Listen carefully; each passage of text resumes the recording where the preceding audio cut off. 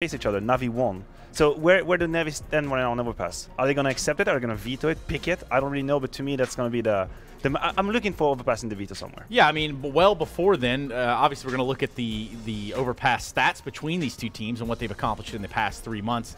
It is a little bit different to look at the Navi side and say, hey, okay, you got to win over Heroic, then you got Avangard into OT.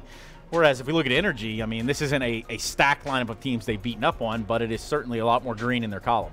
Definitely, and I think it's two teams that each have their problems right now, right? Bringing in Tarek to this lineup, that's going to change the dynamic of the team. Yeah. Fucky was a complete different player in terms of how he approached the game, how he plays the games, and you gotta wonder, you know, how they're going to accommodate Tarek on this lineup, because you already have a Cirque, you already have a Breeze, you already have an Ethan. How are you going to fit in Tarek to this lineup also to make him feel comfortable? Because one of the things I did notice when he was in MIBR was he was constantly talking about in public, per se, how he didn't feel comfortable, how he didn't feel that he was utilized enough, and I'm a little bit worried that could be the same case here in Energy, and if not, if they are going to accommodate Tarek, which one of the other 3-star players will be the one to sort of be left behind? Oh, definitely. I mean, you don't really ask for Tarek to be the playmaker. I think if you look at that Energy lineup and how they were winning, right?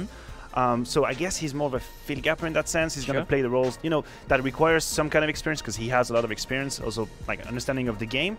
One good side for Energy during this tournament is that Cirque is actually back to life. Yeah. And I think he has been gone missing a little bit in the past few months. We have praised him for a long, long time. Right. But then he kind of disappeared, and now he's back in full gear. But the guy that has been on my watch list for a while, he's proven it time and time again, would be Breeze. This guy brings just a little bit of muscle to this Energy lineup, and they need that. They need that in terms of a guy that can be consistent. Now, the problem with Energy is what, guys? I mean, what is it that we see them faltering with? I mean, I think the key word there is consistency, because I think you're right. Breeze have really been consistently playing well for a long, long time in Energy. And as you said, Cirque have been the outlier of this lineup. He's been the one not really performing, and that is a big problem, Trace. Well, what the problem is now is how this veto lies. And if you take a look at the pick down below, it'll tell you we're going to Inferno, Mirage, and where is the decider going to be, guys? Overpass could be a possibility, right, if both teams agree to play it. Yeah. I'm kind of surprised that Mirage actually was let through by Energy. I was expecting Energy to remove Mirage. Navi have looked really strong on it. Okay, here's the respect ban from Energy, removing Overpass. Train. I mean, if you're Navi right now, you got to be somewhat satisfied with how the veto went. But I think you're okay if you're Energy too, considering Energy have been playing Train at this tournament already, and there was a 16-0 win against North, a team that normally plays Train to a certain degree. So I think both teams can be fairly happy with this veto. I agree with you though, Mirage, leaving that up to Navi, that's gonna be one hell of a fight, at least to say the least. But it's a 16-0, and I know you're Danish, so maybe in some way you kind of felt the impact of that as well. What would you say about that lineup, and considering the matchup they had right there? I think it was just Energy playing up to the full potential. I think the guy coming to life, Cirque, definitely, you know, had one hell of a game. He was constantly dominating the outside area, being on that CT side, being assertive with the AWP, and just being, you know, the Cirque that we know. And I think that's tough to deem up for. The good thing for Navi is you have the best player in the world to deal with Cirque, and I think that's going to be an interesting matchup coming into this one. Well, an interesting matchup it will be. Again, the implications of this are someone's going to the playoffs, and someone's going to have to try again to get there. We're taking a look at Energy, seated down, either way. English, Trace? Yes, England. My best England. Looking at these two teams, obviously favorites to go far in this tournament, and finding themselves paired up now for a matchup, I don't think either one of these teams like their odds here. No, definitely. It's really hard to pinpoint like a clear favorite. I would still say Navi, because I think I have done the mistake, as everyone have at some point, to think, oh, they're done. But that's not really the case, you know. Simple is firing on all cylinders, 145 rating at the moment. That's insane. Electronic is having a good tournament. And actually, Flamey is a little bit off, but then Edward steps up. And that is kind of a new thing in Navi. I haven't seen Edward being, you know, the top 3 players for a long, long time. So if he can do that and fill in for Flamey, who was, I think, one of the main strengths at the major, then that is obviously a good sign. Now, the map pool, as we said, is pretty good for both teams. Navi had a really bad experience on Inferno during that tournament, right? Losing 16-3 to Vici. So hopefully they learned a little bit from it. Kane did his work. The team did his work. I mean, this gives us a picture right here of kind of what to expect, but not really at the same time. Looking at Inferno between these two teams, over the past 3 months, you can see some green over there on the side of Energy, but I don't want to put stock that both of these teams are powerhouses on this map of Inferno. I would definitely agree with that sentiment. I think had you asked me yesterday which one of these two teams I would favor, I would probably go with Energy, because after I saw them dismantle MIBR, I thought to myself, all right, this team is here to play. They had some struggles in the first games, but all right, a team that has really seemed to be gluing well. watching MIBR today playing against North and just seeing how bad they were gives me the sense that that energy win yesterday doesn't really mean that much. This is going to be the big test for them. Can they play up against a Na'Vi team that is, despite all these problems outside of the game, despite them maybe not having the best camaraderie on the team, still able to deliver as professionals on the server? If they can do that and beat a Na'Vi here in a very deciding match, then I think Energy is a legit team already now. I mean, that is a talking point all on its own, right? Sure. Na'Vi, we obviously have this clip of Kane, for whatever reason, speculatively, of course, leaving behind the team. Now, you guys have seen the clip, and I want to know what you think about it. I mean, to me, and I'll just throw it out there, the body language of that situation tells me that, yes, there's more of an internal thing rather than what was cited by Flamey in the article. You want to take this? Yeah, I mean, don't you feel like there was always something in the body language? Every tournament Na'Vi is. Isn't that maybe... Okay, I'm going to say something that will sound weird. I'll take the risk anyway. Yeah, let's do it. Look down the barrel when you do it. Maybe for Na'Vi, being dysfunctional is actually functional. Okay. They work that way. Chaos.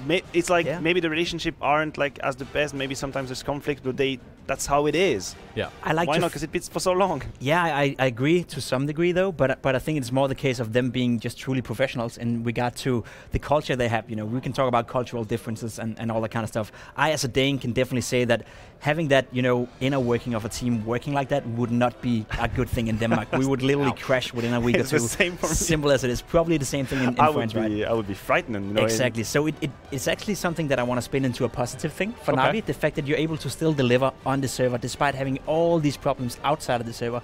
It tells me that these guys are great professionals and hella good at the game. Yeah, I mean, hella good at the game is one way to put it. There's a hell of a case to be made. Is that right? Oh yeah, absolutely. And even I would say Hellcase, multi-case, right? Look at that. So you know, you can head over at Hellcase, and if you want new skins, you can use the SLTV code for extra money. And what you can also do is use SLTV25, and that would be a 25 refill bonus. Yeah, but I mean, it's not always about the money, Maniac. Jacob, do you agree? No, I don't agree. It's always about the money, especially if you head over to CS.money, where you can trade all your unwanted skins. And all I'm saying is that everyone out there watching have unwanted skins, just like we have you here, Trace. Thanks, man. One of the nicer things I've heard all week. I'm kidding. Yes, CS.money is one stopping point, but also on your way to GG.BET, one of the official partners of this here Star Series Season 7, and you can head over there. I'm pretty sure they've got some cool stuff going on as well using StarBet code. We'll give you just about everything you need over there. So check it out, GG.BET. Now that we've got the full sellout out of the way, I feel like these two teams know that this is going to be the harder path. Not just in fact of, you know, if you lose today, you have to go replay again. You have to try again to get into the playoffs. But paired up, pound for pound, this is going to be a tough bout for either of these teams. I mean, pound for pound, if we look just at players, then I would still give NRG the edge. Obviously, considering they're simple and electronic, but then if you look at the distribution of skill in the team, maybe. But there's a point I wanted to make about Taric, and the fact that I think NRG have maybe psychologically faltered a little bit after some events. We've seen them drop out tremendously. Now Taric is here. He has the experience. He needs to be some kind of role model. Like in the hard times, whenever in the lose round you're not supposed to lose, or use the first map of a series, I'm looking to him to kind of step up and tell the other, okay, listen, this is how we're going to do it. It's all right. Just forget about it. Focus on the next one. Yeah. He's going to have to do that in that series too. And there are a lot of numbers we can run here, Jacob. Just talking about Taric, and let me remind you all, a major champion. Yeah. Because Cloud9 did win a major, and there's literally nothing that any of you can do to remove that. Anyway, now that we've gotten that out of the way, Jacob, talk to me about Taric as sort of a player within NRG. Do we feel like he is the perfect fit for this team? I don't think so. I don't think he's the perfect fit. I think he can be fitted into the lineup, and as said before, it depends on how they are willing to work with him as a player. I think, as opposed to you, Maniac, I think he has to be the playmaker. I think he has to be involved within the inner workings of the team. I saw him a lot, publicly saying in MIBR that he wasn't satisfied with the way he was being used, and I think he's an emotional player in that regard. And I think it's very important to accommodate him into the lineup and make him feel comfortable. And I do feel, that somebody else have to take the hit for that. Whatever that's going to be Breeze or Ethan, which are, to my understanding, two of the best players in NA, right? That is. It's going to be a difficult question to ask. Maybe they find a way around it. Maybe they, give him some space on one map, whereas on another map he has to take a step back, and that it will be enough for Taric. Not really too sure about it, but there's no doubt denying that he's a great player and he has won a major. But I mean, okay, let's just hypothesize here, like a hypothetical situation. If Taric didn't go to NRG, where was he going to go? Home. Home. Yeah, I mean, I guess that's one option. You have any ideas, Maniac? I mean, we talked about complexity a little bit when they were a little bit higher up. Now, disappeared a little bit. I know you fantasize about FaZe, isn't that? You heard something about that? I don't fantasize about FaZe at all. Let's just go ahead and keep it very PG. There are things that I fantasize about. FaZe Clan is not one of them. I'm going to go on record and say that this pickup by NIG is probably the best Terry could have hoped for. I think he would have had to go to complexity. He would have had to go a different route, so to speak. He gets to stay in NA. He gets to stay with friends that he knows, you know, players that he knows. And I'm sure that they will use Tarek in the right way. I'm sure they will try to accommodate him. He is a player with a lot of prodigy, and he does have a lot of experience as well as a player. So it would be foolish of NIG not to try to utilize that. No, I completely agree with you. No, I'm listening to what you're saying. I'm like, yeah, he's right. But I look at Ethan and Breeze, and I'm like, who do you move? Yeah. Who do you move? Like exactly. they have been like the spearhead of the team by far. And Cirque had been a little bit faulty, but I don't know if Tarek is good with the op. I wouldn't move him, you know, I wouldn't give Tarek the op. So obviously Cirque is going to stay on that. And it has to be, as you say, some kind of compromise, right? You have to find a way that all 4 players feel comfortable with the choices that are made. This map I'm going to do that. This map, okay, I take that role. That's how it has to be. Or you would have to change your style of play, right? They would have to go into a different style of Counter-Strike, which I think would be a very bad idea considering how well Depth's in-game leading have been working with this unit. So there's a lot of questions to be asked and a lot of questions to be answered. And I think this game is going to be a great one to get some of those, or at least get a feeling for where this team is moving. Na'Vi is by no means a bad opponent. Okay, yeah, I mean, even with all the problems they still have, it's sort of like something that you could have said for MIBR as well. No matter what their worst day is, there's a chance that they're still going to smash you out of the server. That would have been true 3 days ago. Yeah, might need a 5th player for that, but you know, that's a totally different talking point. I think we do have a little bit of time here. I'm not seeing anyone in the server, so we might as well kick it into podcast mode just a little bit. So, ask the questions. You already know what's going on, or at least what we've seen, what we're exposed to within the Twitter sphere, the Twitter world. We've seen first tweet, and I think April Fool's has passed. This has to be the real deal. I have to. Okay, this is pure hypothesis. I have to think this is just to troll around with people. I cannot believe that in 2019, the way we do things now, you would go. Lose a series, take your phone and say, that's it, I'm out, see ya guys. We used to do that 7 years ago. It's probably what we do. But it is a great flashback to how it was back in the days, right? It is, I mean, it's like nostalgic, but I'm going to be completely honest here, that could have been me, you know, 5 years ago. So I sympathize. Yeah, 5 years ago, you're right. I sympathize a little bit with Fer. I mean, if anything, if we have to take this... we have to take it for what it is, right? We have to consider that this may be the truth. I think it's a good move for MIBR. I think, honestly, what they need is some fresh blood within this lineup. I think the old guard of Cold Zero, Fallen, and Fer have outlived their time. Yeah, I mean, maybe. But it's so rough to say, right? Because they're legends of the game. They're so respected in the way, or everything they've achieved, you know, being the best in the world for a long period as well. It's hard to say that Fer no longer has a place within top CS. And, of course, he has. He could be the player he wants to work. But right now, the way MIBR works, I think they need some fresh blood in there. And I think they need to reinvent themselves, and somebody has to make space for that. And I'm sad to see that it is Fer, but I think it could be a good thing. Now, let me also put this in there, because yesterday after the broadcast, I was privy to kind of hang out with, you know, Taco and oh, you Dead got friends, huh? Yeah, I mean, I like to pretend anyway. Look, I'm talking to them, and there's this element of burnout as well. These guys have been on the road since January. I mean, we're well into April now. We're approaching tax season for the Americans watching at home. So let's not, you know, write that off. I think that plays a major factor as well. Sure. And then you compound that on top of the fact that this has been going on for years. These players have been traveling like this for years, especially a player like Fer.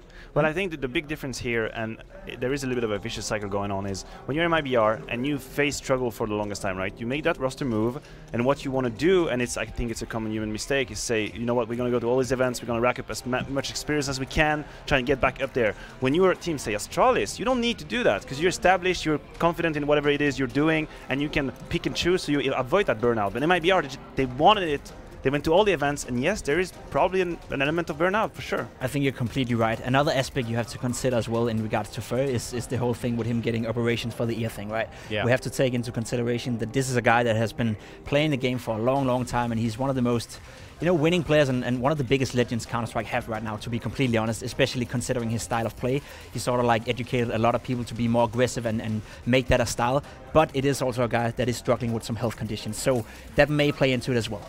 Yeah, I'm just looking here at Zeus's jersey. Obviously, you know, the monster there all over it, and then what he's pouring into the cup. Neither of which are our problems, should they matter. No. We are seemingly getting some players into the server now, so if I see one more shut up, pimp, and start the game in chat, we're going to have a big problem, Jacob.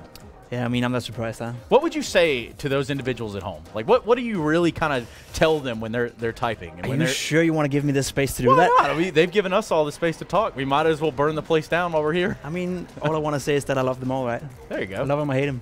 Love them or hate them. There's a rhyme to be made there, but a guy that needs no introduction, Simple. This guy has been known for his carrying.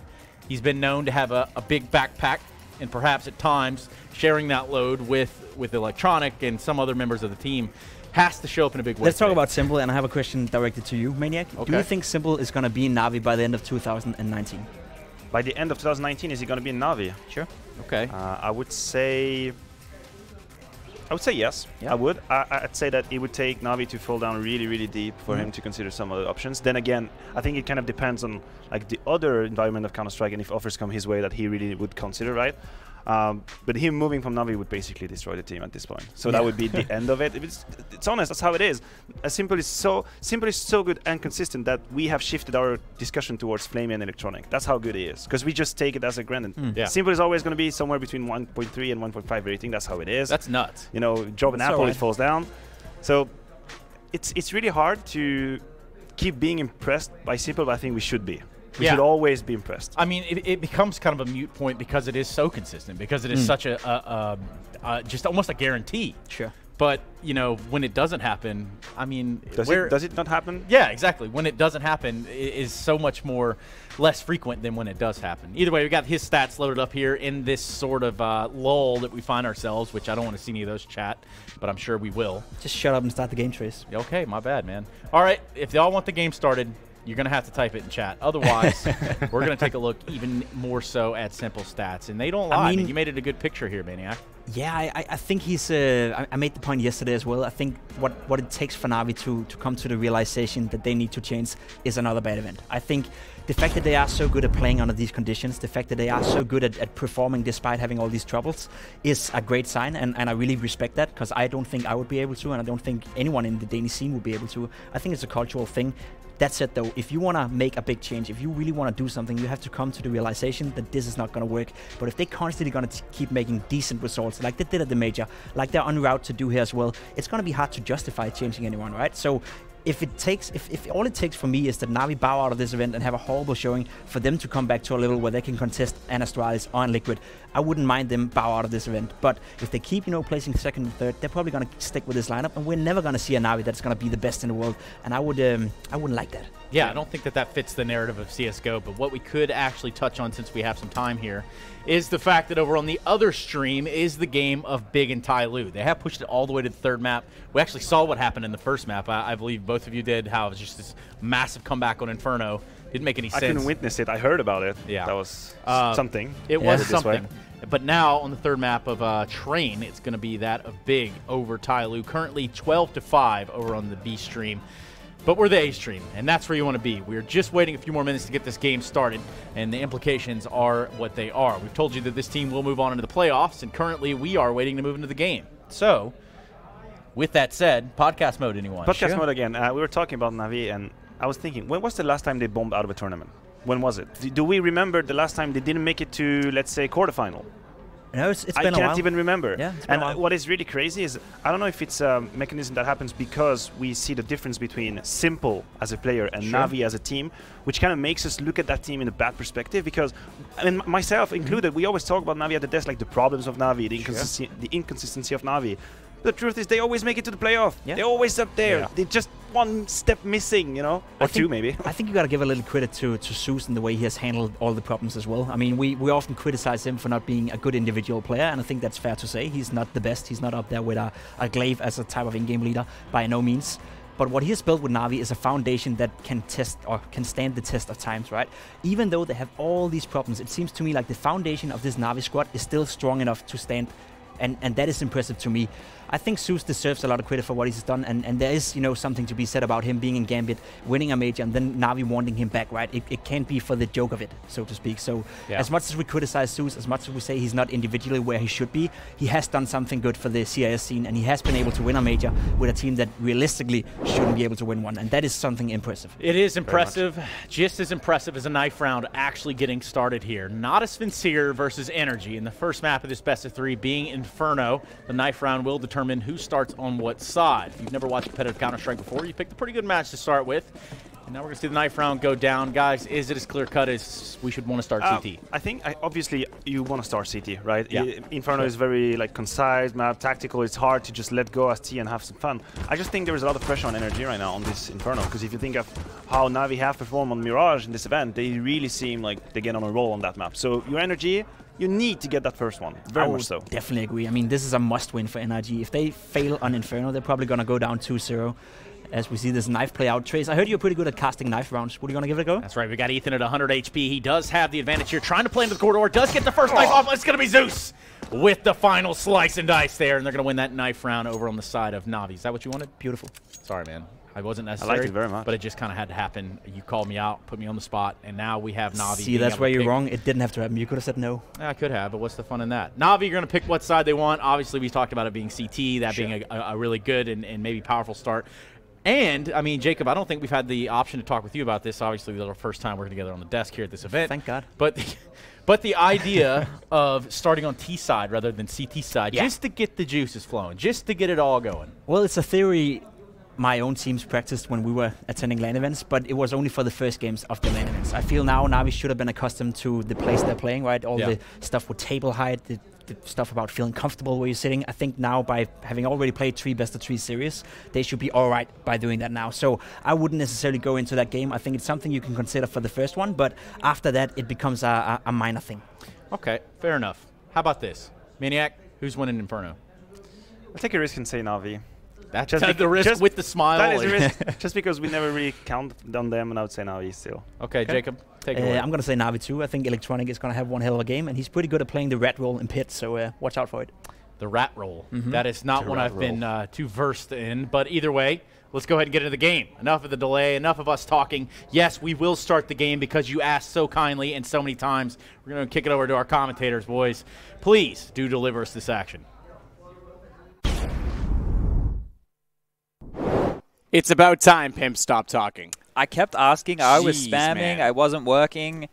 But we're here, so eventually we got through. Yeah, we did, and we're going to go through into this game in 2 seconds. Speaking of going through, this game has a lot on the line. Yeah. Because one team will not be guaranteeing themselves a spot in the playoffs.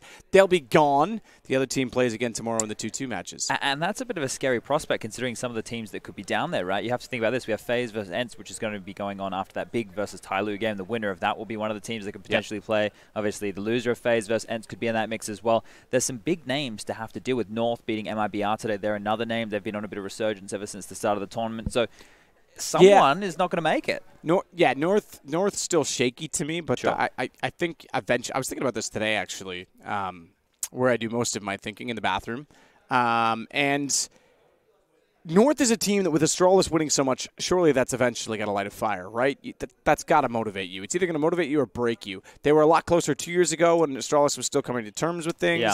Certainly they've made a lot of changes, but they've got to get to that level at some point, right? You'd expect.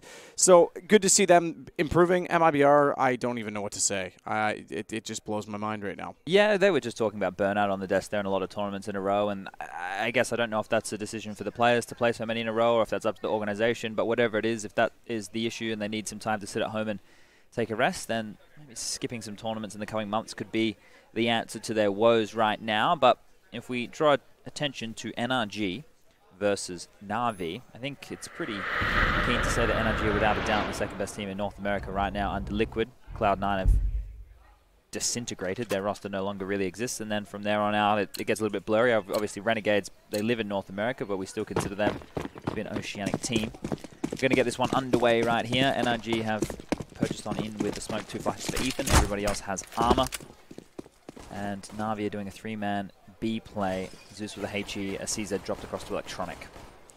Electronic Supersonic. I don't disagree with what Matsu is saying. We talked about Electronic and Flamey now so much, rather than speaking of Simple, because what left is there? What more can you say about Simple? I mean, it's to the point now where the other two are the two that have to step up. We already know and expect so much from the man himself. Cheeky little setup. Electronic will get the information, noise cues, and then Abe will come out. Cirque just destroyed Simple. That's interesting. It'll be Cirque versus he on the AWP later on. Oh, Daps. This is it. He's made the noise. Electronics called it. That nade's going to go. Boom. And it doesn't even matter. The nade doesn't even do anything. In fact, it does damage to Electronic. And that gives away the fact that there was 3 players there, so Daps being game leader made that call out from the A bomb site, and that they will carry whipping away there. The Glock not getting the kill just yet, but Edward 6 HP. He's not in a good way at all. You're right about seeing the 3 players. If they got the kill Flamey and the other 2 didn't peek, you may not be in this situation already, but Flamey, good one on the first approach as they wrap around, holding off from Moto. 1 HP for Zeus.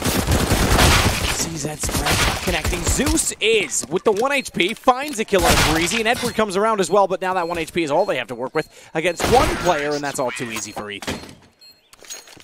Now, Ethan is one of the players in this team. It's not that he's a quiet achiever. The Death touched on just there that you consider Ethan and Breezy as 2 fantastic players, but Breezy seems to get a lot more of the praise on a regular basis. He's had some huge carry performances, but Ethan just grinds away, puts on 3 big kills on the pistol round, and secures that one for NRG. If we just touch on a couple of new things ever since the addition of Tarek, they've already managed, and we have a technical pause, so this is perfect.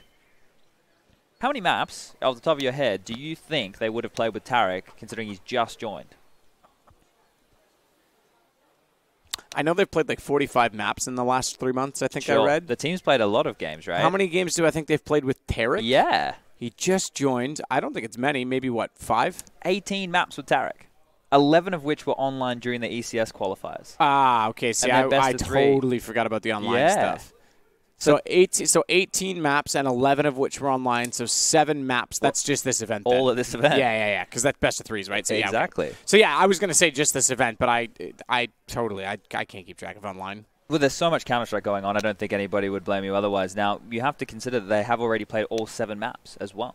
They haven't won Cache, and they haven't won Nuke yet, but Cache is going out, so that's not too much of a worry right there.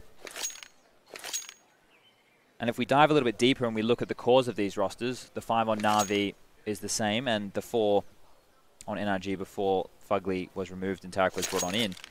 They played each other in 2 series without 2018. One was at DreamHack Masters in Stockholm. It went all 3 maps. The only map won in that series from NRG was Inferno, the one that we're starting on here this evening. There was a Group B elimination match, and all the maps went to double digits. So that is positive signs.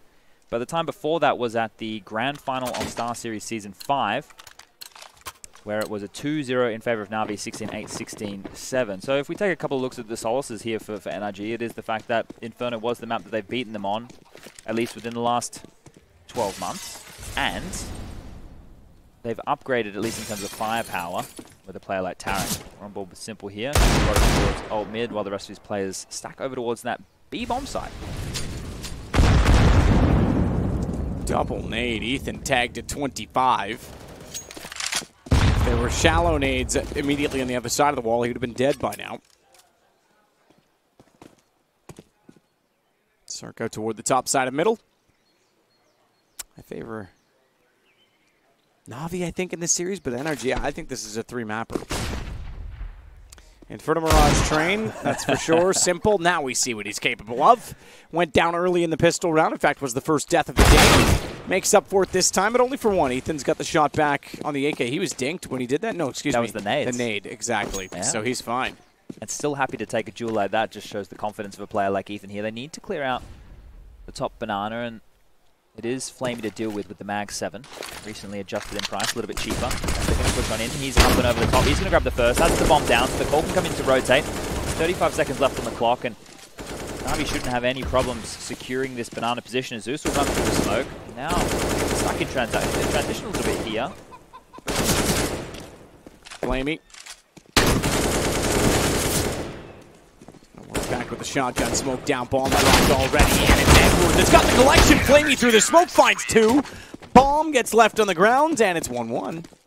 Started with Simple's Deagle, ends with a shotgun. And to see said 75, to be fair, but either way, it's Na'Vi stealing back the round. Similar start, perhaps, to what we saw with Big and Tyloo. Tyloo won the opener, and then Big went on like 8 or 9 in a row, I think it was. It was wild that they were able to bring that back in that first map. I think the scoreline was 14-3, which is bonkers. We did see Big lose some big leads like that when you look at the major.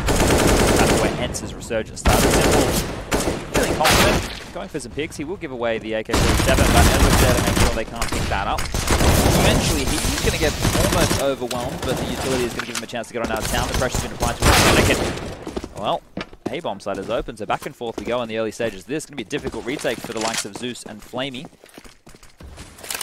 Daps will plant the bomb, though, and that nade's not going to do much. In fact, it bounced inside of the site rather than around the box, the default position. Daps was on 78 anyway, so not like it was going to take him down. Flamey tagged up considerably. Boost was spotted immediately. And it's a response immediately back the other way, it seems, because they're backing out already. In fact, Flamey on 10 HP, already towards CT and through it. And Zeus is on the way now.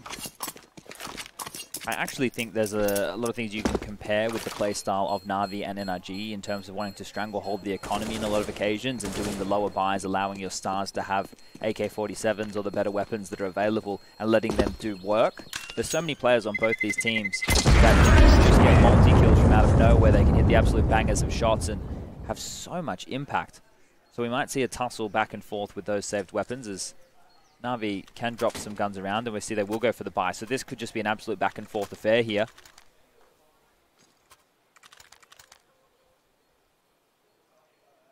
Curious to see if the pace slows now from NRG, that they have rifles on the board.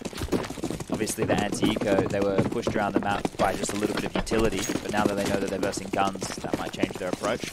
Edward's actually brought on in the shotgun, and Simple has the deagle. A lot of people obviously question, you know, why does Simple have the deagle and Zeus, for example, has the AUG? Well, I don't think it really matters what weapon Simple has. I get the premise. I understand that maybe more so on the T side as well, you know, when you want your entry fragger to work on in, but if Zeus gets overwhelmed at B and he has a deagle and doesn't get a kill, but Simple can get 2 kills if they come A and he has the deagle, what's the problem? Only for one with the shotgun. Zeus will follow it up with Ethan going down, so it looks like we're going to go back and forth again. We used to talk about this being a problem because as it goes back and forth and you're investing, eventually someone gets broken. Yep. That still applies, but the difference now is that you're not getting the hard reset. Say if you lose 2 in a row or 3 in a row, you're going to build that up a little bit more. If it stays 1-1-1-1-1, well then they're going to be broke no matter what, so can't fix that. Just kind of pushing the real flow of the money system into later in the game when the games go like this, when it is round for round, tit for tat. They do still have 35 seconds left on the clock to work with, but a 4v2 situation isn't the easiest of scenarios, but it is a 2-2 split right now from Na'Vi. So Daps is going to give away the position that it will be an A hit right now with that lurk smoke, giving him a potential opportunity to pick on out. I'm not sure if he's meant to land there on the hay bales, but he'll circle jump out the quad, and now both have an opportunity to pick up some lines and some jewels. A Simple, he's going to put a stop to that quite quickly. Take it down. Daps and Electronic will finish off Cirque from the pit. So a couple of things to note, as we did see Na'Vi move from last year, where they were looking pretty good, into this year. There's been some changes to their holds, and one of the big ones, at least for me anyway, has been they've moved Zeus and Flamey over towards the B-bomb side. Now, there was a lot of, you know, shuffling around of positions, what kind of worked where, but for the longest time, they were doing things where they would have Simple just anchor that position solo and have 4A. They'd have Zeus as the crossfire player with sight to pit with Electronic, but now they've gone for a hold where Flamey's in good form again. They can let him be the B anchor, Zeus to be the supportive element there, and that allows Simple as the arch player to be a lot more free. Rather than sending him down. He wants to hold off. He actually killed Cirque, so Zeus gets a triple in a way because it was the Molotov that took the teammate down, and it was Zeus's damage that contributes. It's Na'Vi that find their 3rd round, 2 in a row. This will start to set the money forward, straightforward for them, in fact, with 4 players staying alive. Zeus the only one that needs to invest, and he's got plenty of money to do so. The rest will hold and have a round in hand. NRG on the other side of things, not looking great.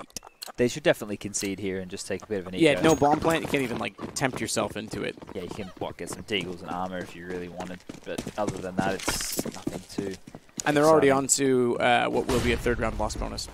They've just lost 2 in a row, right? So it's going to give them 2,400, and therefore staying at, like, 20, 25, they're good to go next round. Cheeky shooting the bell there. Yeah, bait out some shots. Didn't really work in his favor, though, did it? He's down to 29. Was it Taco? It was Taco, right? When they used to save. Oh in yeah, just spam the bell.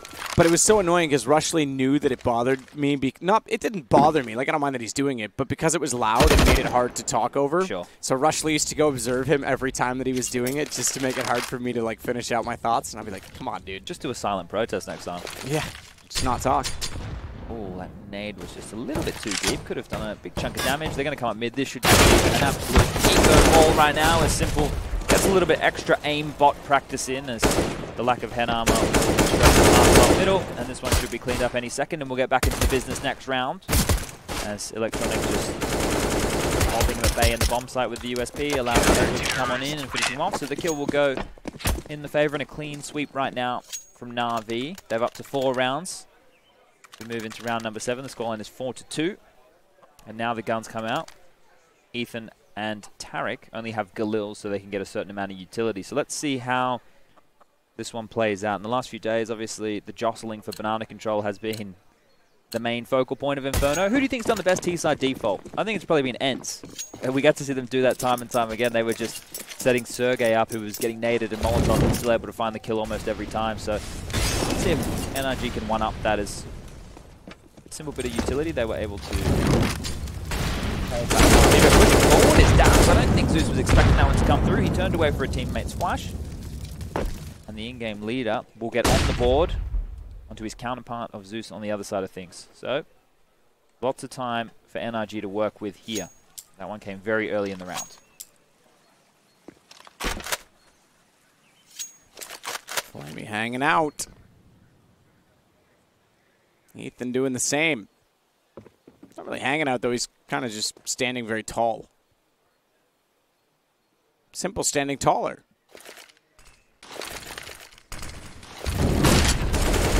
It's a good position to be in. You can see just enough toward the top side of middle. No one's going to peek out too far, though, and already Electronic tries to counter off the play. Ethan, meanwhile, knows that they didn't get very far over toward A. Go back over toward B. A single kill and a stack on the A side just by a little bit of presence. This has worked out brilliantly from NRG. A free bomb site? I don't think excuse me, Na'Vi. I wanted to say NRG in my mind, but Na'Vi's going to move from this. There's not really much need to. They've got kits on all 4. Sure, that gives them time. Got a round in hand. Sure, even 2 on Flamey and Simple. You could justify kills, but what's the point? You're going to give away guns, concede that you've lost B, and just take their money away. I would really love to see a bit of a case study done. Here's something I was going to suggest just quickly, though. Formerly, you would say, don't go for this. Yeah. Take the money away because you can reset them. Now you're not resetting them. You're taking 1 round out of what is a 3-round bonus away, so you're setting them back to 1900, which isn't a lot, to be fair, and in this case still applies. But in the, let's say they had a 5-round bonus built up. Sure. It's not going to do anything because they're going to get the same bonus. You might be better to just say, especially when you've got money, just go for it. Yeah, there's certain scenarios where it might be better just to get as many kills as you can, right? I think it's more so on the T side. There'll be certain situations, especially on maps like Nuke, where utility is such a huge, component of just locking down top rushes, for example, that if you're the Ts, if you can get rounds down to 2 or 1 players left almost time and time again, even if they do continue winning, you're going to break them late, and that's the doomsday scenario that we talk about here with the $1,400 loss bonus still coming into play. But I was saying on this map, I'd like to see, because we're going to get so many maps played at StarSeries season number 7. Yep. It's a great way to see the new economy. We're essentially seeing the legend stage of the major. Yeah, we're getting so many games right here. So if we can take a look and see if more saves were done on Inferno from here compared to the previous money, then we get a pretty good idea of what the money system is actually encouraging. Because if it is encouraging more saves, then that's less exciting rounds.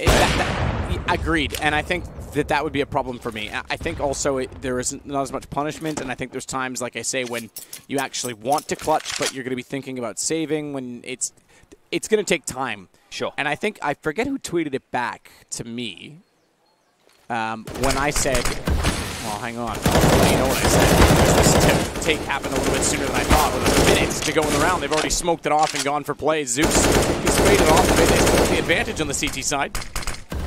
Daps is on 5 HP. Bomb is at the bottom of Banana, so this rotation's fully in effect before it even arrives on the bomb site. That's a bit of a problem. That's going to cost them the time they needed to get it down and get a post plant set up. He's going to let Simple get toward the ruins, although he's not sure what to do with it just yet. They still do have 2 others with rifles working out from connectors and coffins. They get the bomb planted at least without losing another member, but they're about to because they've also got the bottom side of Banana covered off by Electronic. You can see it on the left side of your screen. Edward will start it. Edward will finish it. He'll go down to Cirque, but leaves him as the only one left. And I think that there's not much in this, although I say that. Smoke's going to make a huge difference. He actually had a pretty close lineup. Yeah, the smoke was almost the problem in that situation. Na'Vi did that fantastically well, though. They didn't panic.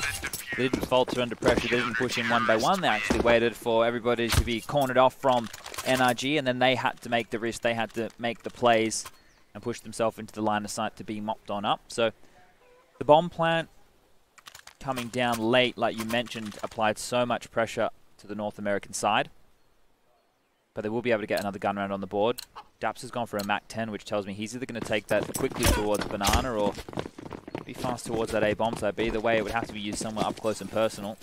Going to give himself a rangefinder. We're on board with Simple here. Found the opening pick in the last round. He's going to scope down middle. Has Cirque ready to take on out on the T-stairs. Little pick towards alt mid. Thinks better of that. And then he will drop back because he is one of only 2 A defenders right now. Electronic is the anchor over towards pit. But the rotation has come in, and now A defense has been absolutely bolstered, and it will be a bit of an explosion coming out shortly, man, as we can see the handful of flash grenades come over, and here we go. Down and line up. Lost track of the second shot, but Electronic won't lose track of Daps either. Og working wonders for him. Then left, he's gone. So 6-3. Now Na'Vi looking very comfortable, or I won't say very comfortable. We're still early in this game, but to go back to my point while I've got a second now, I tweeted out, this is what was my exact wording? Something, it was a very basic tweet, but, you know, very obvious one as well. Sure. I just basically said, this money system is going to be very interesting. And I left it open-ended because I didn't know which way it was going to go either, but it was, you know, it was an obvious tweet. And someone wrote back and said, coaches just got another 3 months of relevance because actually someone's going to have to learn this economy and keep track of it. The in-game leaders are going to get confused and trip over former habits. Someone's got to be on top of that. Coaches can do that. That can be on their task. They can have a pen and a piece of paper. Yep. Yeah, the learning curve while still trying to focus on everything else in Counter-Strike and then have to pick up something new. To be fair, it is complex in the beginning, but hold on a second. There's 2 big kills in the opening here towards middle and now. Oh, Electronic mopping up with the orb from the pit. We're finally seeing a bit of good form out of him. He started the tournament very slowly, but the last few days he's been putting in a much bigger performance. Mid to B is open, and Flamey has a suspicion that they've creeped on in here, so he's not walking on eggshells, but you can see his head on a swivel there, making sure he doesn't get timed. Got peeked, but Flamey's got him with him on the pillar. Flamey's got tagged down considerably. In fact, they were both on 8 HP at one point in time, and Cirque still got the last shot. Electronic knows where he's gone, though. Bomb has a chance to get planted if Ethan can work out from the apartments now, because Electronic holding top side of the wall doesn't know where he is and is worried they might get peeked out. That reveals his position. That also reveals bomb can be planted, so Ethan will run in to get the money at the very least. Rushley is such a cruel human being that he heard me talking about him and went to record it of him. I'll get back to that. I didn't think there was anything in this. I thought they'd get positioning on him while he was planting. He's given himself a fantastic opportunity, Ethan. Graveyard as well. He can control the peak. Simple's on an op, so has to use the Deagle. This is Deagle versus Deagle. Favored is Simple, and then he's got a kit and he's got armor, but he doesn't know where Ethan is. Made noise. Does Ethan peek him now? He will. God. He's pulled it back with 2 kills, and NRG find 4. That feels like a nothing round, right? Even though it got dangerous, there was the 2 openings that went in their favor. It felt like Electronic had done enough from the pit to mop that up. I don't know if Flamey necessarily needed to get too inquisitive over towards spawn. They hadn't committed to a bomb site. They knew that they didn't have a lot of territory up in their hands, so him going lurking and trading 1-for-1 is actually a huge detriment right there. But no problems, as Na'Vi will be able to buy back into this. They've got 3 orbs this time round. Edward on the M4, A4, and the AWP's in Flamey's hands this time round. Full buy now for NRG as they've picked up another low buy situation. This is what I was talking about earlier in the pieces. Flamey's actually going to miss on here. The first shot will go for a second, misses again. So Fletcher wide here, grenades back and forth, and he is currently stuck at sandbag, but if he wants to now, he can drop on back. Yeah, Rushley, just to finish that, sent me an entire video of him firing into Gav into that bell. He just went and recorded it and tweeted it at me. What a troll. Bit of a funny guy, that Rushley. Yeah, funny looking too. He's doing that one, Rushley. So this is the change, right? This is having Flamey over towards B as the anchor and having Zeus in support. But he had 2 opportunities there to hit some shots in Banana. 3 Augs, so we're still seeing I don't want to say the AUG meta. It's not quite the augmented reality that the Major was, but we're still seeing an AUG bias on Na'Vi more so than other teams in this event. Sure. I want to see what Elige does. I think he was, you know, one of those players who bought it. He didn't do it much before the patch. It wasn't a huge. It was more Magisk who did it a lot, and then coincidentally didn't do it a lot during the patch. It was like he was a little rebel. Elige fully converted. I thought he saw the head. The laser was dead on it. From our perspective, bird's eye, it looked like they could see each other. Obviously, not quite. Not fast enough in the case of Zeus. Great flash. Flash indeed. He'll find Ethan. Simple's got the kill instead over his shoulder, and he's got more as well on the next shot to Breezy. Well, goes down once more inside of the site. They've got to commit to it. Circ's the one that needs to do so. Finds it, and Tarek compliments that. And he's in behind looking for the flank, but I think their positioning is far too great this time by 7-4 for Na'Vi. Zeus doing a very good job to survive there. This would normally be your reset situation. And it kind of is in a way. Because there's not really enough money on the NRG side to warrant a buy. But considering they've done so much with less previously in the game, why the hell not, they say, is Mac 10s we bought on in by Ethan and Breezy. Cirque will have an AK-47, and Tarek and Daps will only have CZ-75. So guns that can fire relatively quickly, that's for sure. Utility as well to make things interesting, to kick things off. So the pressure is still going to be applied for Na'Vi here. They do need to answer back, and this time round, the 3 lean towards top Banana with Simple there to help set up.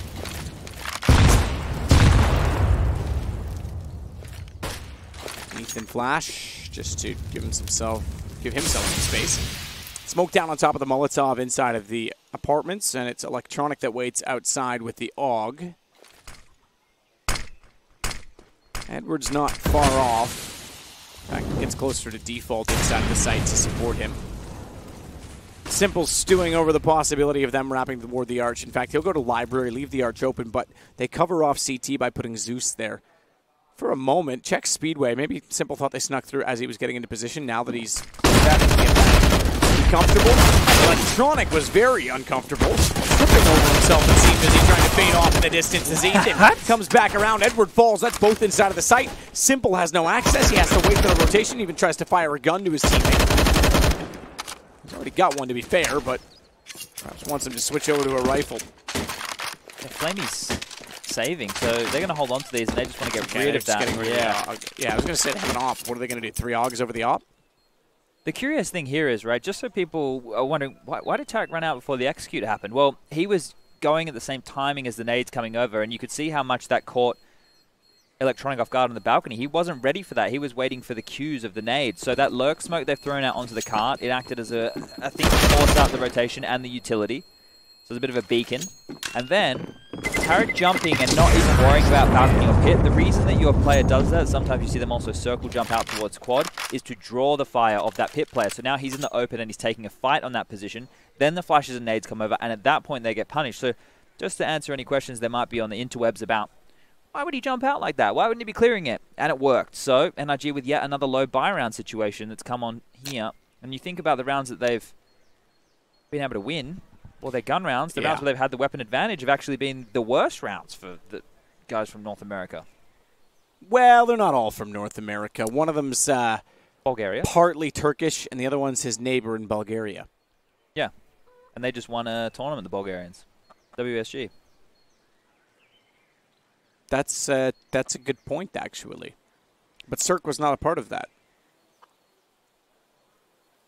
That would have been Spy Leader and Victor and those guys, right? Yeah, so no Spy Leader anymore. That's right, sorry, yeah. Well, the old G-Play guys, the core. Yeah. It's got Ships, Blocker. Bubble for sure. Victor is in there. Victor, yeah. And I'm forgetting, did I say Poison? Nope, you did not. There Poison. You go. Poison is, I don't know how I forgot him. He's a bit of a prodigy on that AWP. He's a... Oh, that's 2 from Bulgaria then. Yeah, he's a Cirque. Yeah, Cirque hasn't bought. Cirque, you don't have a gun. Yo, Cirque. He might be saving for the op. Well, he's made a big mistake if he said for the AWP. But hang on, though, because I'll come back to it. I agree with you. You want to have a rifle? It's T-side. There you go. Teammate died early. He gets a gun No, anyway. he ran back and bought it. Oh, he did? Yeah, he definitely I forgot. thought he picked it up from Derek. No, he 100% went back and spent the money. And there's a gun down in mid. I might have just bit the bullet there and said, I'll pick up what you drop. That tends to happen if there's a bit of miscommunication in terms of weapons dropped, or if you are someone dropping a gun and then you somehow forget to buy your own. But Ethan's going to get another one back towards top of Banana while we're perplexed at Cirque's forgetfulness. And as we can see here, the avenue into the B-bomb site is relatively open. Simple towards CT spawn, and Zeus now moving over towards Coffins, but there's no one with Ethan to be able to push onto that site immediately. So maybe this hesitation will make Navi think it is coming at all, but it is. They're in. They're quick. That was fast. Zeus now, he's stuck back towards the new box. He's going to get a kill with the AUG. Fantastic shot from him. The rest of the players trapped off towards the Banana. They're not smoking towards CT. There's no cohesion. The communication seems like it isn't there, but they'll still get the kill. Electronic with the nade onto Daps, and that just leaves it on Cirque. On situation, grabs the first, and he'll eventually fall to that of Edward. So a very messy round for more than one reason. It's difficult to keep up when so many individual duels are going across all over the map. Carrot gets taken down first thing in mid. Cirque has to run back to spawn and buy a gun. Ethan's top Banana dueling on his own. He gets an opening kill. Then the execute comes in, which feels too late, and the rotation's already there. 8-5. 8-5 indeed. Still a reasonably close half, and Energy is by no means out of this, although this round they're not exactly in it either. They're going to win it most likely because these are the rounds that they've won, right? Yeah, exactly, based on how things have gone. I think that at that point, T-side, CT side, you go back and buy a gun. If you're Cirque last round and you didn't, and you're going for a fast play potentially, they were trying to take it quite quickly, and I think you just pick up one of the dead guns, and then you save the money, and now he's ready for an off even this round. You could force out a few pistols, make it a little more level, keep the bonus intact, but now they go double Galil. I guess it's round 14, though. Not really giving themselves much for round 15 because they're all at $0, and they're only going to be on a second stage lost bonus should they not succeed here.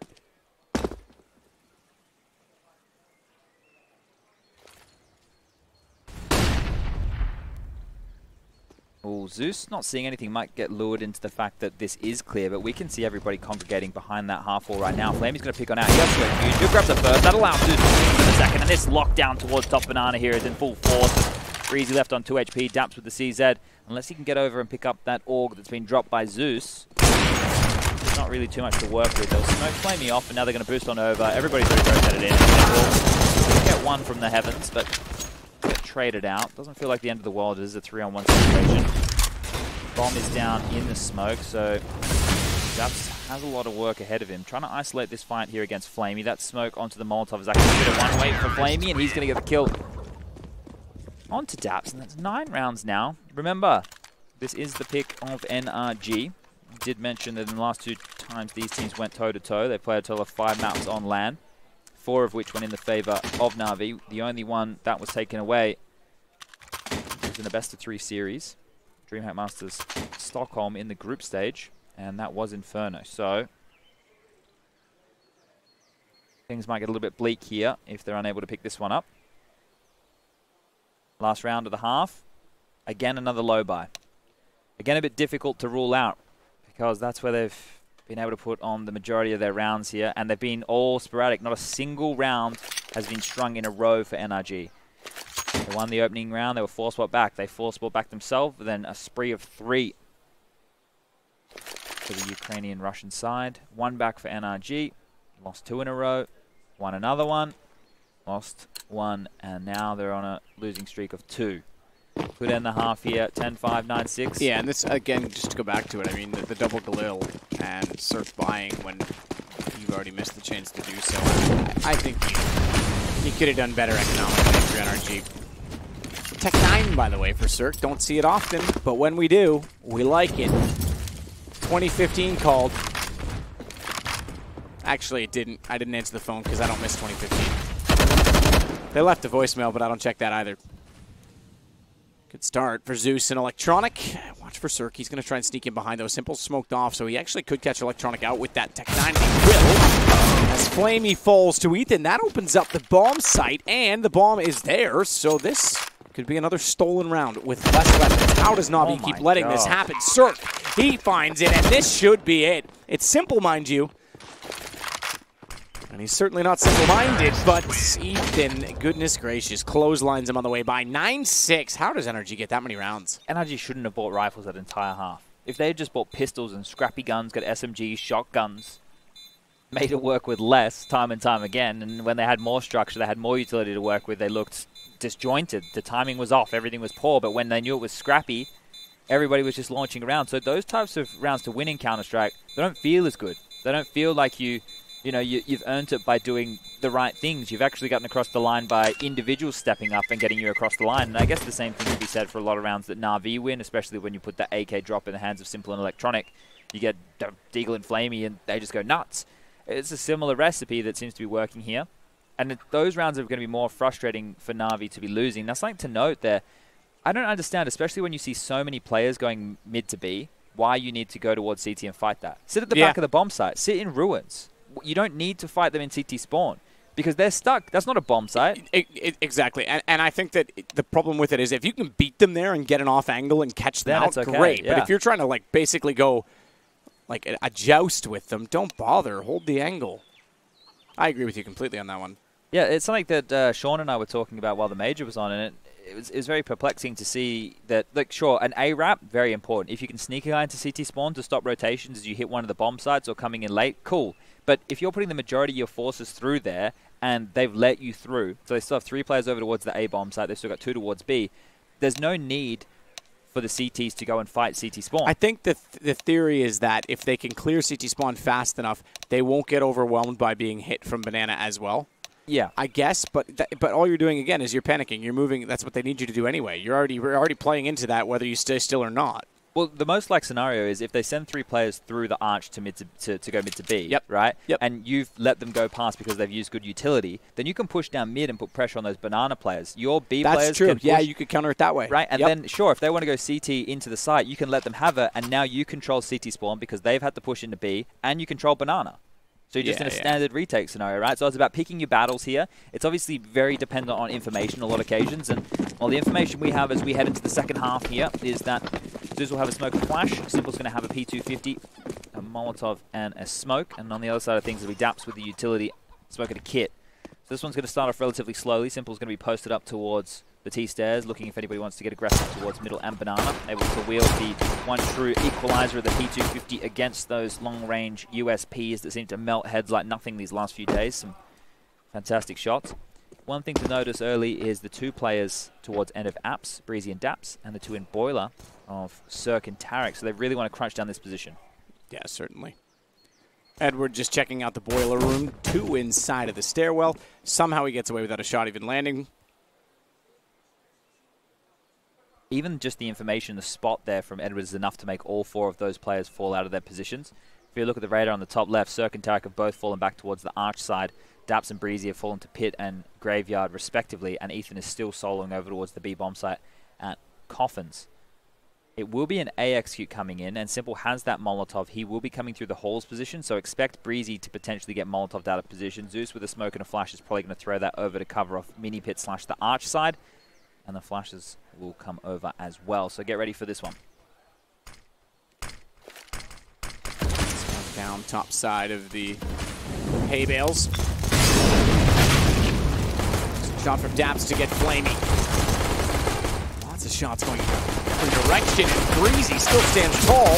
It seems that NRG are in position to find yet their second pistol in this game, as it's all on Simple. He went down first, remember, in the first pistol round. This time, smoke behind him. He tries to sneak in, but Ethan pops out at the worst possible moment. He was in the middle of nowhere and was trying to isolate a single player. Won't work for him. 9-7. So as you mentioned, that's closer. Again, you just go back to the fact that they don't win any gun runs, and then this is still a game. Yeah, precisely, right? And both pistols in the favor of NRG. So they've done a lot of work with the weapons of, I guess, not mass destruction. The weapons that are a little bit more soft on the pistol round. It is more of an even playing field, of course, but all right.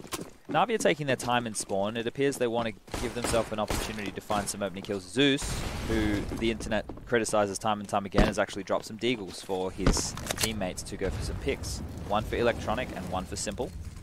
Edward upgraded into a P250. So let's see what Simple can do here.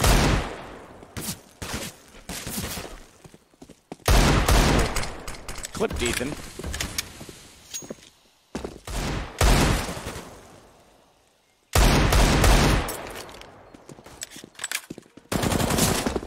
I love this, right? If Na'Vi win this round off of the Deagle kills from Simple and Electronic, people are like, oh my god, they're amazing. Yeah, but Zeus dropped them both those Deagles, so they didn't have to invest, so they could still buy next round, guys. Think about that.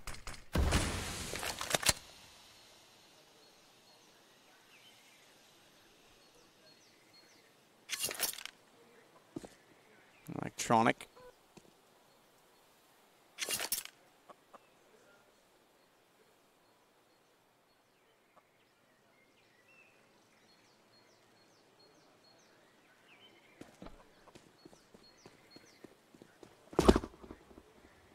Work his way up banana.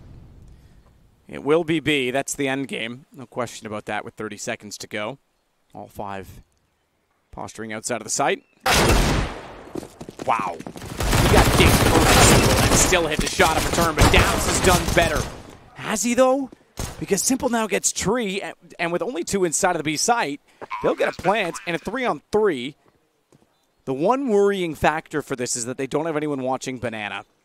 And that is where Tarek is going. Cirque seems to have an idea. No, he doesn't. Oh, Simple. He's following it up.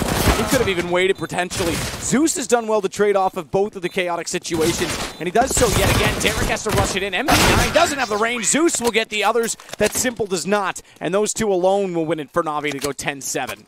Second half, same situation. Pistol won by Energy, immediately responded by Na'Vi. I'm just saying, if I could give a Deagle to one of my players when I was playing consistently, and they would get the opening kill onto a bomb site that then goes to me winning a round, I would have done that every single round of the game as an in-game leader. Why would you not? If you have the best tool in the game at your disposal, why would you not maximize him? Why would you not give him every single thing that he possibly needs to tear the opponent apart? And here, Na'Vi, they've been able to do that, and they've forced NRG back to a very familiar feeling of the force fight, maybe where they've been more comfortable the entirety of this game. So we do see a couple of Deagles in their hands this time around, and we know that Ethan and Breezy can use that just as well as what Simple can.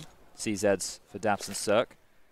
And a little bit of utility to delay the choke point for as long as possible. I'm surprised that nade didn't do as much as I thought. But yeah. AK is now to take the helm.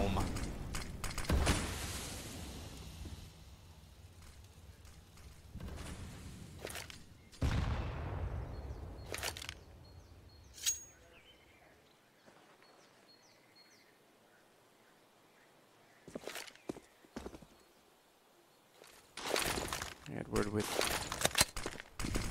smoke to the arch, flash to cover off Cubby. He'll around the corner on the FAMAS. That's carried over. Is this a... Okay, it's going to be Atrium boost. Boost of some variety, but it's not from that position. It wouldn't make it much sense, would it? Zeus gets him down anyway, that being Tarek. Back over toward B again. That little bit of presence. This will be a round. And they've already found Breezy and CT. Now this time is a little different because already, and it's going to go the other way. You have Ethan working towards CT ahead of time. He's realized that they're going to have pressure from the top side, but then it gets back around, finds Electronic. But the flank. The flank and... Oh, CT. I thought you meant Edward pushing through. There's no time. You are absolutely right. Cirque could shut this down. God. They can't make the bomb. They've lost the round on that alone. Edward's even tagged. Na'Vi just gave that away. That's a nightmare situation right there. I felt like they did everything they needed to put themselves in a position to take the round cleanly and easily for once.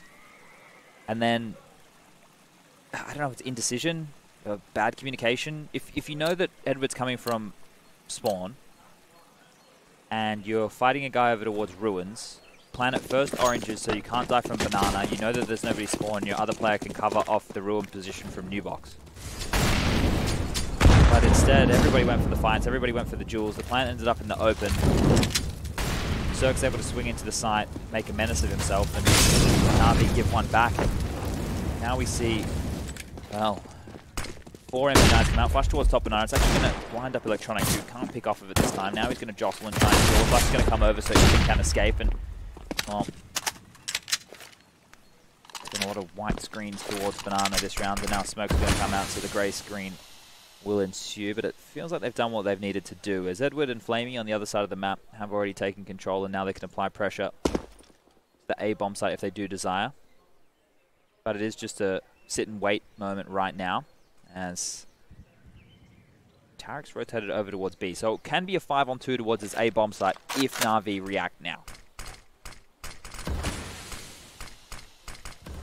Simple works his way out. Rotation's already coming around. Daps being the one to be at CT. At the phallic statue. 1923, is that what it says? Is that the number on that statue? Do you know? The one in spawn? That has a number. We'll come back. I'm sure some nerd out there always knows. Simple has Daps. He's a nerd who knows Edward. He's got one back, and it's Cirque that takes down Simple, but that won't matter when Zeus comes back into the site yet again with the ball. And it's on to Ethan and Tarek, both with MP9s and both removed from the action. Where are we looking? This is remnants of the first half entirely, in that it was back and forth again, but now it's going to be Na'Vi that starts to stretch their legs. Go to the spawn and go to the statue before Arch. Okay. I like your mouse pad. Yeah. That's a fantastic looking mouse pad. I think my hand works better than this mouse pad. Your shirt would work the best. I think the mouse cable as well is quite... There we go, now we're talking. Now I might have some room to work with. Maybe I'll do it on the back of the pad? Just find something that's not white. There we go. That works. Oh, yeah, now back of the notepad. I knew I had this thing for a reason. It's 1923, isn't it? Yeah. Everyone is confused, but that's all right. It used to be the cross. That was there before. The cross was there for those of you playing at home. It's a little... you'd call this a fountain, wouldn't you? Yeah, that would be like a foot basin. Yeah. I don't know why anybody would need to wash their feet. If it was a mosque, you are supposed to wash your feet before prayer. Okay. But there's no mosque on this map nearby, so... I know that because at the Blue Mosque, they have it... So why does this one say 95? That looks, honestly, Lamia Auto 95. That seems like a gas, advert. And then you have a BMW logo at the top, by the way. What, back where I was? No, top of mid. Huh. Yeah. I call it BMW just because that appeases me, but no one else seems to care. No, not really a car guy. You can understand why. So, of course, NRG are going to force buy here. There's really no surprise with that one in mind. Such a strange game. Maybe we could set these guys so they actually can't buy rifles and just allow them to play 30 rounds with no AKs, no AWPs, none of those goodies. Just keep them on the low buys. So it will be 3 players over towards top banana right now. They're going to throw some nades, which just missed. If they landed... down. Oh, okay. So Edward's going to kill himself with spam. Edward's going to try and push up and punish Tarek, but he's going to get traded off by Flamey. So they will go 2 for 1 over towards Halls. And 3 nades and banana should have been communicated. Electronic should have let the team know that there was that many grenades coming on down, and they'll just pounce them towards the bomb site and punish this stack from NRG, who have to hold on to nothing, realistically. P250 Kevlar for Daps, and Ethan with the MP9, a couple of grenades, armor, and a defuse kit. So Na'Vi definitely have control of this matchup, and I'm not sure if NRG really wanted to get themselves into this situation. I thought maybe after the first half of going back and forth with the force buys, they would have reconsidered their approach to this map, but they want to stay stubborn. And by doing so, you're going to go back and you're going to watch the demo and you're going to go, oh, we didn't even give ourselves a chance to run gun rounds where we have setups, where we have plays, where we have moves, where we have the ability to rotate around and beat them with utility. We just tried to go toe-to-toe with the best player in the world and his sidekick. Who's this sidekick? Electronic. Okay. Because this game, I would argue that it's kind of been Zeus. Seems that he's always finding the trades. Have you seen Power Rangers? Go, go, Power Rangers. So Zeus is like Morpheus. Not Morpheus. Yeah, no, you're right. What's his name? Yeah, the guy, the robot guy in the tube that tells them what to do. Yeah, the big face. That's Morpheus. Is it Morpheus? Is it Morpheus from the Matrix? Yeah, that's totally right. I feel like it starts with an M. Oh no, he's called Zed. Is he called Zed? Morpheus and James Bardoff are the same person. I think he's called Zed. I'm convinced of it. Zed? Feels like it's called yeah, that could be right. I'm just going to say yes to all of it. It all sounds right. It was a long time ago in my life. It's not been long since we've seen a fight inside of Banana. Electronic winning it as well to take down Ethan. You're already Googling it, I can tell. I've got to get on there now. Daps will fall off inside of the site. He's got the P250 in hand. He'll jump up. Orange is one. They want to play close proximity. That makes sense with the pistols. And getting close on the A side of the map is pretty much everyone else. Cirque up on the balcony. In fact, not so far out that he's spotted from mid and playing behind the flower pot, making him even harder to see. Manages to get a bit of damage, and I mean a very small bit of damage onto Flamey. Zordon. Zordon. So Z works. Z works. Zordon. They're going to get collapsed on this site any moment right here. Well, they didn't even wait to get collapsed on. They'll just get taken down by Simple with a nice little bit of AK work there. Towards Banana's Electronic. 17 kills to his name right now. He's going to get on out of there. Doesn't want to fall. Doesn't want to try and take on Daps. So let the big man do it himself. Simple up to 20 kills to his name. Everybody is fragging very proficiently right now for this Na'Vi roster. We'll go down the scores. We've got Simple on 20 kills, Electronic and Edward 17 each, Zeus with 16, and Flamey is down the bottom with 11, but he hasn't really had to do a lot in a scoreline that is 13-8. On the other side of things, Ethan and Cirque, 14 for Ethan, Cirque on 13, then nobody else has double digits. Breezy with 9, Daps with 6, and Tarek with 6 of his own. Now finally they have, I was going to say a gun round, but 2 of them still have MP9s, and you think about how far we are into the second half. Feels a little bit unacceptable to not have had a proper gun round on the board here. Electronic waiting with the AK-47, wants to hold off against Ethan. Incandescence and smoke aside. Ethan's got the vision that Electronic lacked. Finds the shots on the MP9. Taking the back off. He's got the AK toward the bottom side of middle. Zeus does the same. They've lost Banana at this point in time. I say lost. It's not like they're doing a lot on the energy side to really hold it either, other than put Ethan at the sandbags. But just the lack of information with the smoke down meant that they couldn't go back at it. Now they will. They want to reclaim the territory. They want to get the map control. Ethan smokes once again. He's going to make that a little more difficult. Just utility. That's all he's working with. Still one smoke left on that side of the map. Daps is the one holding on to it. Breezy obviously has one as well, but he's over toward A.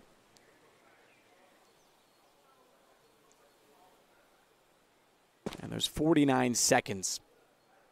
If Ethan goes down, that smoke comes out. If he gets a kill, that smoke comes out. No matter what, that smoke needs to come out with Daps. Oh, he's throwing it, but it hit Ethan.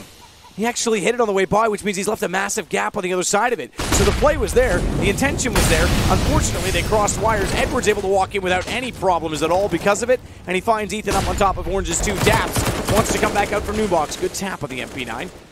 Gets Zeus, and they've got a rotation, so Cirque gets in position. AWP misses the first shot, though. Trips over the flames, but look at Daps go. MP9. Do they even know he's there? Yeah, I was going to say, is anyone going to look that direction? That's not silence. Cirque makes up for the first miss, and they win the round off of that. That's 2 rounds that it's mainly been the pressure of time that has applied Na'Vi to make some big mistakes. Obviously, they had the situation earlier where Cirque's flanked up through Banana and been able to put a stop to what was going down on the B bomb side. And here, once again, I kind of feel when Na'Vi, once they get to that point in time and they're down a number and they go for an execute, maybe they should just save. Because the late round situations, unless they're dire for them to go for, they always feel so sloppy. It doesn't feel like there's an idea of who needs to watch where. It would be a miracle play for them to, you know, make the frags that they have to, or somebody stepping up huge. But Simple in response is going to get the AWP out, see if he can find Mr. Cirque and give us a one-on-one little angel there. They were going for a double boiler play, but a smoke that obscured their vision forced them to drop back because anybody coming up through the window would have had the advantage in that position. You can see Daps was the hero last round with the MP9 over towards New Box. I was going to say he was baiting for Ethan, but Electronic knows what's up and will take him down. So this time, Na'Vi get the better of this Banana exchange early, and the 4v5 situation is in their favor. Zeus gonna get up over top of the barrels, clear all the angles, take their time. They may have that advantage, but they still have to get by Daps. He's alone so far on B. Cirque is at Arch. And being at Arch means he's going to have to rotate to be late because they're already going. Smoke down CT. Got a flash by Daps.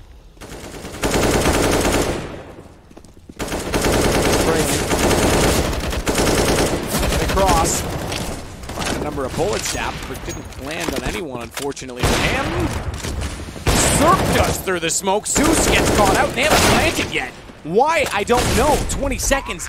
If James had found the kill on Edward, that would have been a huge problem because he could have challenged the bomb planter. Instead, though, it does get put down in the end, but it's still a 3-on-3. And Electronic sits with 12. Slightly better than that. Surf, but Tarek's going to take the charge. Finally works in the end. Simple down to Electronic. Line up all three. All three from water as they walk in from CT. Oh, sure they're happy about that and they've just high-fived, but there's no way that I'd be happy about the post-plant situation the way that they played that. That was a bad round from Na'Vi. There's no two ways about it. Let's look at a couple of simple things here. They've gone into the bomb site, and for some reason, multiple players have stopped to try and spam back towards Daps. Let's talk about why that's a bad idea. You're in a smaller choke point. The CT can be in a multitude of different positions. They're rotating in. They can just be trained and waiting to see your traces come through and punish you. Wait till you're set up in post-plant situations. Wait till you actually have bomb site control, and then you can spam because you can hide behind some cover. They took a lot of damage there. Then, they had nobody covering the planter. They had to swing after he died. They were lucky that he's able to win a 1-on-3 situation. Sure, it was sick. Sure, the individual brilliance of Electronic just shone through, but that's not a good round. We get to see it again here. He was one of the low HP players. He got 4 kills in that round. He was one of the players spamming back. And then he's able to do that. So, look, props for bailing them out in that situation, but that's still messy from Na'Vi. Those situations where you have a number advantage, you're trying to keep those clean rounds. You're trying to really just lock them down. Do Na'Vi like the stress? I'm trying to avoid as much of that in my life as I can, and these guys seem to be seeking it out time and time again. Just asking for it, adding more to their lives.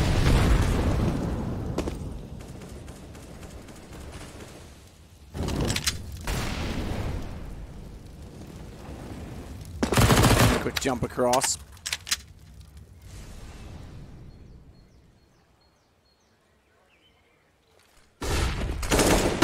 Double flash check towards sandbags. Ethan's able to avoid it. Didn't go deep enough, really. Flashes are hard when you're already facing a corner anyway. He can keep most of his vision. Regardless, smoke down, he'll get away. 4 HP he gets away. Pretty good consider Electronics HP, but he's got the AWP. Largely in part to that hindered health status. Why your head sideways, chicken? You're looking like Jaden when I said you want to go for a walk. Just snaps her head sideways instantly.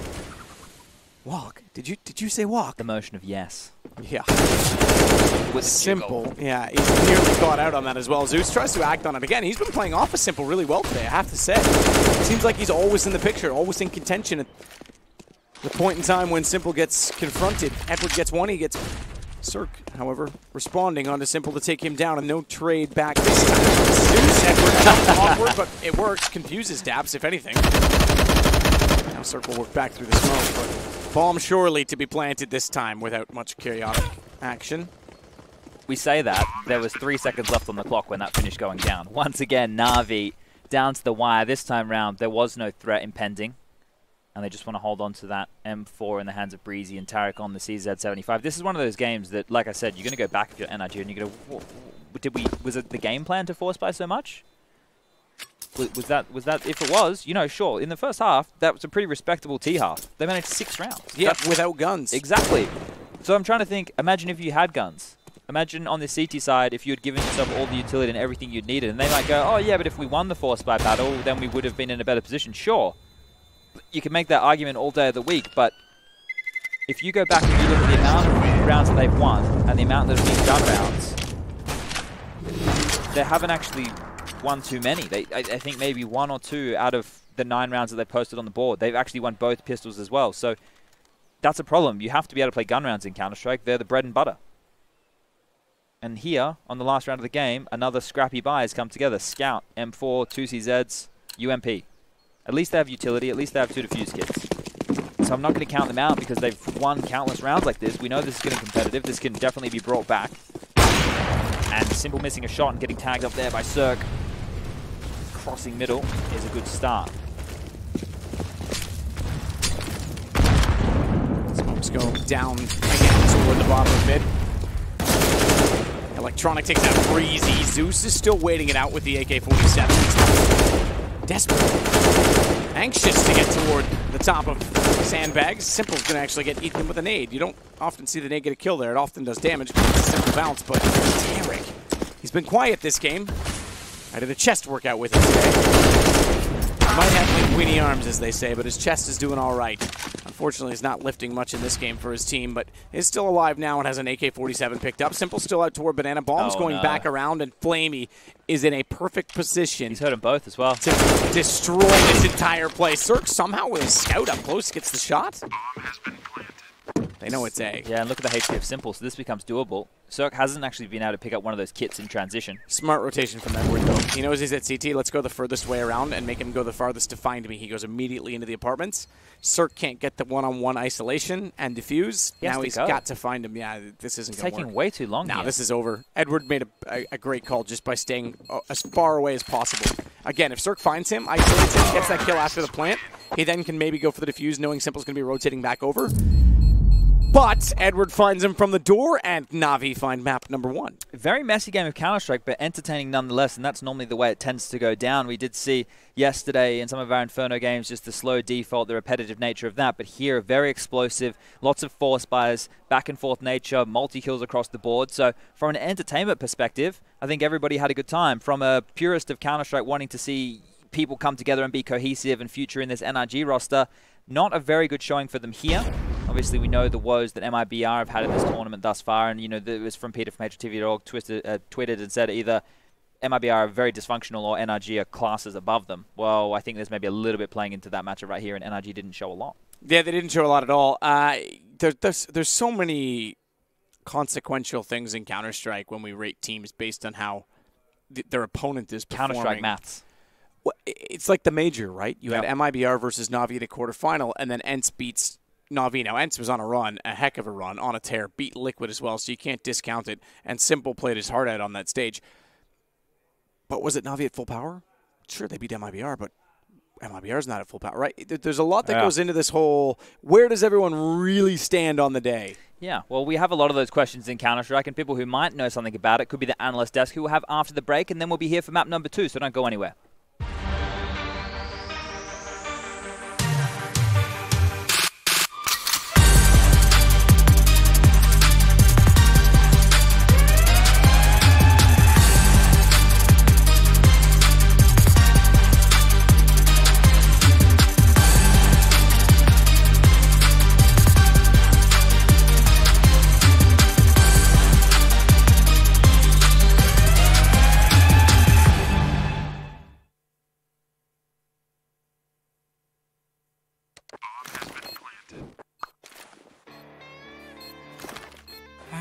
Cool, right? Want to know where I got it?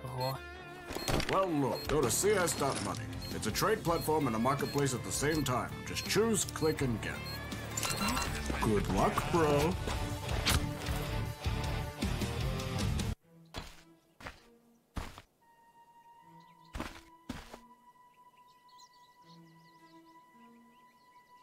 I'll take that. Yes. Hells yes.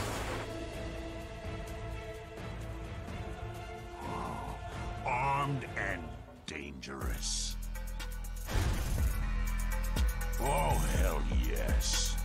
Hellcase.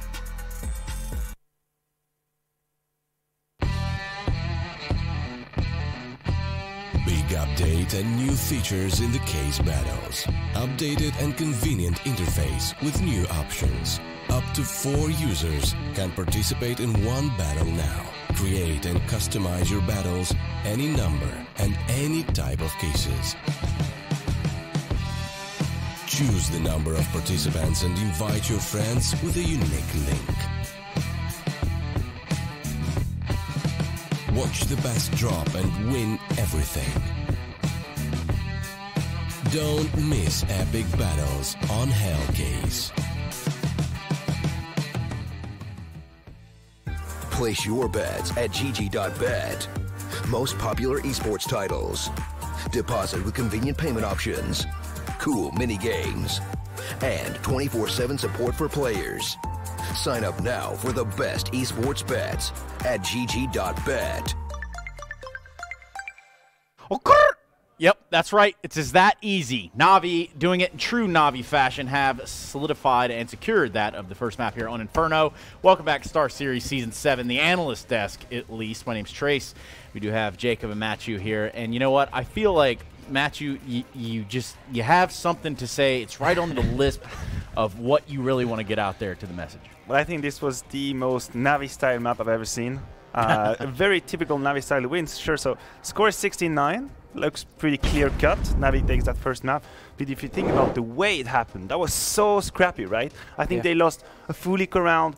They lost a round against MP9s. But then they win a full eco round because Simple just opens up the B side with a deagle. Of course. They lose a 4 versus 2, but then Electronic wins a 1 versus 3. So where's the logic in it? But they still win at the end of the day. It's a typical Na'Vi game, isn't it? I mean, you said it yourself, where is the logic? And it doesn't always have to be there when we're talking Na'Vi. And once again, you got to give credit to some of the players that not often gets a lot of credit. Edward, for example, having a hell of a game, being a very impactful player here, seen with the M4. He seems to be having a great tournament so far, and we saw it at the major. Back then, it was Flamey stepping up together with together with Electronic and Simple, of course. This time around, it seems to be Edward's turn to step it up. And the more I see this Na'Vi team play, the more we talk about them having problems, all that kind of stuff, the more I tend to believe that this is a team that could actually go all the way and win this tournament. For me, this is a top contender for the entire thing. Okay, and that's a pretty bold statement considering we're still within the confines of the Swiss system, but you know, I can understand that. It does look like they were able to adapt here. It looks like they were in that true Na'Vi fashion, and they're not known for the organization, but organized chaos, rather. No, exactly, the organized chaos, and I think what is very dangerous with Na'Vi is that no round is ever safe when you play against them. And this is both very frustrating and hard when you face Na'Vi, because at some point in a game of Counter-Strike, you must feel like, okay, this round we can relax a little bit. We're going to get that round, build some economy, and then no, Simple is probably going to 1-dig you and, you know, take the bomb side, win it. So there is never any point in the game where you can breathe. But I think Jacob mentioned it very well. Edward stepped up, and one of the beautiful stuff, and he receded 1 versus 3 of Electronic, right? They had no business winning. But one of the luxury of Na'Vi is that when you have Simple, when you have Electronic, then you only really need one other player to step up so that you have like Triforce of Doom. And that is the beauty of it. Sometimes it's Flamey, more often than not. But today, and in this tournament, Edward is doing it. Yeah, and I mean, obviously you said Electronic, but yeah, all I can reflect back to is that 1v3 where they just kind of wrote him off as being on banana, not even in the site. Lo and behold, he's hanging out in water, pool, whatever you want to call it, and gets the job done. Therein, the statistics will reflect the same thing. A KD of 2.3 there for Electronic. The young father able to secure this win alongside of his teammates and make a good case for what is going to be now their map pick of Mirage. This, again, the map pick of Energy looked a little shaky on their CT side. Definitely did so, and I think Na'Vi is in a very good position to drive this one home 2-0 against NRG. I'm having a hard time seeing where exactly it is they can punish Na'Vi. I think we've seen Na'Vi play Mirage a lot as of lately, and the way they play, especially that T side, it's so slow, it's so paced, it's so I mean, it's in a fashion where if you want to break that sort of style of playing, you got to be hitting some sick individual shots, and you got to have a clear game plan of how you want to disrupt Na'Vi's T side. And I haven't seen anyone been able to do that on a consistent basis. And judged by the game we saw here in Inferno, it does not seem to me like Breeze is all fired up. It doesn't seem like Ethan is up there, and that's going to be something they need if they want to have a chance of winning against Na'Vi on Mirage. Yeah, and I mean, one player that needs to show up for Na'Vi, and I guess he doesn't necessarily need to when you have Electronic and Edward doing their part, is Flamey, right? Flamey, in this statistics, didn't really show up in the biggest of ways, but should he come online as well, that could very well be the doom and gloom that Energy want to avoid. Oh, definitely. And I mean, Flamey can come online, right? But there is only a finite amount of kills you can have in the game. So Edward steps up, Simple is here, Electronic is here. You know, there's not much you can have at the end of the day. But I agree with Jacob. I think Mirage is going to be a tough road for Energy, mostly because what we were hoping to see on Inferno was some sort of like tactical edge over on the Energy side. That's your map. It's a tactical map. You're supposed to maybe outplay a little bit Na'Vi. That wasn't really the case. They never could establish that in any sense. And because Na'Vi plays in a so slow style on Mirage, either individuals are going to fire up in Energy and then they can still win the round at the end, or they're going to have to find some very, very intricate timing to push, and I haven't seen that on Inferno from Energy, and so I don't think why it would happen on Mirage. The good thing they have going for them, though, is Zerg. He's fired up right now. He's playing up to some of the level that we expect him to be at, right? Last year was a breakout year for Zerg. He was playing so well, but he sort of went into a little slump the past 6 months. Haven't really been that great. At this tournament, though, ever since Tarek joined this team, it feels like Zerg is back to winning ways. It feels like he's back feeling it, and that's something they need a lot if they want to take on Simple and Mirage against Navi. Let's expand on that. Why do you think that is? Why do we think that Cirque is now kind of activated with Tarek back in lineup? Is it as simple as like having a teammate that you rely on? Is it as simple as being flashed for? Like what are we looking at here, Jacob? I think it's very simple. I think it has nothing to do with Tarek, to be completely honest. I think it's more him feeling comfortable. It's a confidence issue, and it's a learning curve for Zerg. Let's not forget that he blasted into our scene, being this young prospect.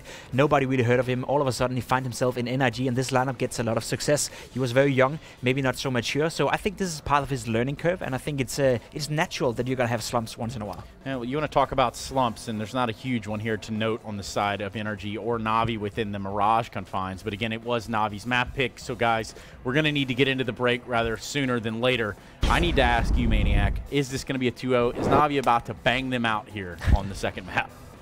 Yes, from what we have seen, yes, this should be a 2-0 for Navi. I don't see any reason to give that map to Energy. Okay. Thoughts? You want to ask me too? Or? Well, I mean, maybe with a little less, banging out involved, but perhaps, yeah. Sure, I think Navi's going to bang out Energy. Yeah, okay. Well, it was as simple as that, and it could be as simple as a 2-0. We're going to go to a quick break. When we come back, we're going to have the second map of this series coming at you live and direct from Shanghai, China. So make sure you don't go anywhere. We'll be right back.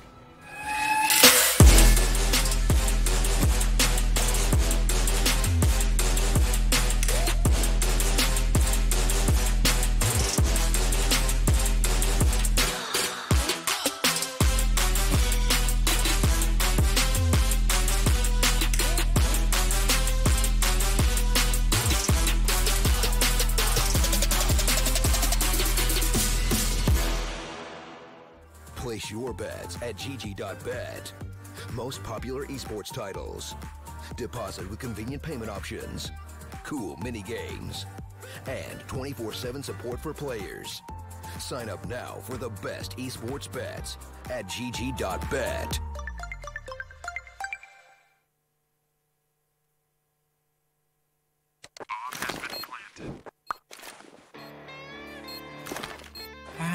Cool, right? Want to know where I got it? Well, look, go to CS.money.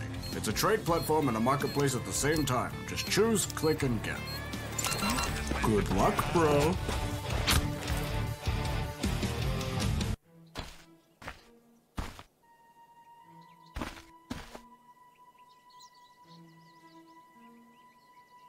I'll take that. Yes. Hells yes. Oh, armed and dangerous. Oh, hell yes. Hellcase.